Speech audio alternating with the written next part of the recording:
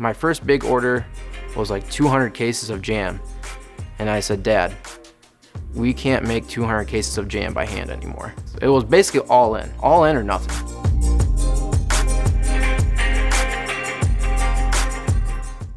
My name's Alex Hardy. I am the owner of Arctic Foods Inc., located in Hart, Michigan. We produce a variety of products here: freezer jam, ice cream toppings, fruit inclusions for ice cream manufacturers, and salsa manufacturers. When I got out of college, I kind of knew I wanted to start a business, and my grandma made this great freezer jam. So I was like, you know what, Grandma? I'm gonna take your recipe and I'm gonna start a small business. So my first big challenge was we got into major distribution and our products expanded to 250 stores across the Midwest within a matter of 6 months. Not being in retail and not understanding the dynamics of retail and how distribution worked, I lost a lot of money. We ended up getting dropped by them 6 months later. What are we gonna do?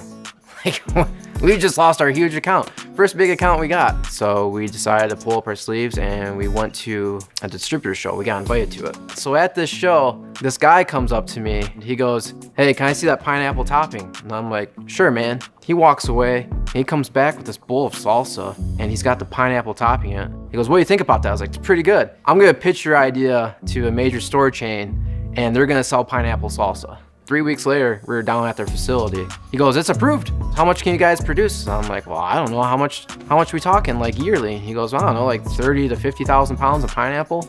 And I'm like, wow, I just couldn't believe it.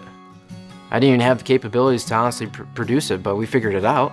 When you get out to the real world, a lot of people are gonna depend on you to solve problems. And being an entrepreneur, that's what you're faced with all the time. And if you don't have that critical thinking, you're not going to be able to solve those problems and get the right answer for your customers and grow your business. You got to be persistent and you have to be able to delegate your time accordingly. You're your own boss. Yes, you can take time off when you want to, but also remember, you're running the company.